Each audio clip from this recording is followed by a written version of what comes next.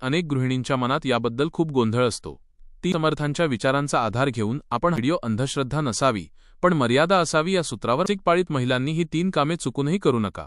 स्वामींच्या नियमानुसार काय आहे सत्य? श्री स्वामी समर्थ।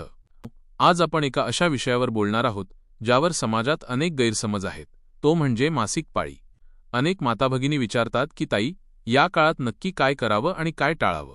स्वामींनी नेहमीच स्त्रीचा सन्मान केला आहे, पण निसर्गाचे काही नियम असतात। जर आपण या नियमांचे उल्लंघन केले तर आपल्याला दोष किंवा घोर पाप लागू शकतं का? आज मी तुम्हाला स्वामींच्या दृष्टिकोनातून अशी 3 कामे सांगणार आहे जी या काळात टाळणे तुमच्या आणि तुमच्या कुटुंबाच्या कल्याणासाठी आवश्यक आहे।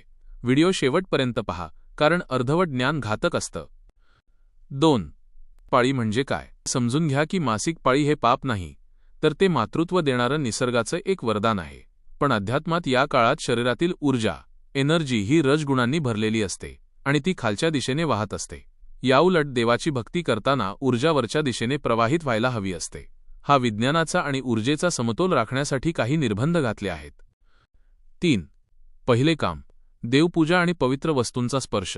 स्वामींच्या नियमानुसार सर्वात महत्त्वाचं काम जे टाळायचं आहे ते म्हणजे थेट देवपूजा आणि मूर्ती स्पर्श। कारण या काळात शरीरातील उष्णता आणि उत्सर्जन एक्सक्रीशन प्रक्रिया सुरू असते। देवघरातील मूर्ती किंवा यंत्रे ही एका विशिष्ट लहरींवर काम करत असतात। या काळात त्यांच्या स्पर्शाने त्या पवित्र ऊर्जेत व्यत्यय येऊ शकतो। तुम्ही मनातल्या मनात कितीही नामस्मरण करू शकता। स्वामी म्हणतात, माझ्या नामाला विटाळ नसतो। तुम्ही माळ न धरता जप करू शकता, पण मूर्तीला किंवा तुळशीला स्पर्श करू नका। यामुळे घरातील सात्विकता कमी होऊ शकते। 4. दुसरे काम, स्वयंपाक आणि नैवेद्य। दुसरं महत्त्वाचं काम म्हणजे नैवेद्याचा स्वयंपाक किंवा विटाळ पाळण्याचे नियम। चुकीची प्रथा। जुन्या काळी महिलांना कोपऱ्यात बसवलं जायचं, ते त्यांना आराम मिळावा म्हणून होतं, शिक्षा म्हणून नाही। पण आजच्या काळात आपण सर्व कामं करतो। काय टाळावं?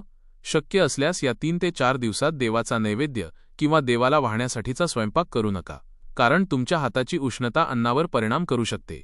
जर घरात कोणीच नसेल तर साधी जेवणं बनवा, पण नैवेद्यासाठी वेगळी व्यवस्था करा। जर आपण शुद्धतेचे नियम पाळले नाहीत तर घरात कटकटी वाढतात आणि लक्ष्मी रुजते, यालाच आपण पाप म्हणतो। 5. तिसरे काम, मोठ्या उपासना आणि अनुष्ठान। तिसरं काम म्हणजे कोणतेही मोठे अनुष्ठान, होम हवन किंवा व्रतवैकल्य या काळात सुरू करू नका। जर तुम्ही स्वामीचरित्र सारामृताचा 7 दिवसांचा पारायण संकल्प केला असेल आणि मध्येच पाळी आली तर तो काळ सोडून पुढचे दिवस पूर्ण करावेत। त्या 3 दिवसात ग्रंथ वाचू नका। सावधगिरी, या काळात माणसाला अधिक राग येतो किंवा चिडचिड होते। स्वामी म्हणतात, शांत रहा। अशा अपवित्र अवस्थेत जर आपण मंत्रांचे चुकीचे उच्चार केले किंवा राग व्यक्त केला तर त्या उपासनेचे फळ मिळत नाही आणि उलट आपल्याला दोष लागतो। 6. भक्तांनो, मासिक पाळी हा स्त्रियांचा सन्मान आहे, अपमान नाही। पण नियम हे नियम असतात। ज्याप्रमाणे आपण शाळेत किंवा कोर्टात नियम पाळतो, तसेच नियम स्वामींच्या दरबारातही आहेत। जर आपण हे 3 नियम पाळले तर घरात सुखशांती नांदेल। ज्यांना वाटतं हे सगळं जुनं आहे त्यांनी लक्षात ठेवा, निसर्गाचा कोप झाला की कोणाचंच चालत नाही। त्यामुळे स्वतःची काळजी घ्या, विश्रांती घ्या आणि मनातल्या मनात श्री स्वामी समर्थ म्हणत राहा। तुम्ही या काळात कशी काळजी घेता? कमेंटमध्ये नक्की सांगा आणि चॅनेलला सबस्क्राईब करा।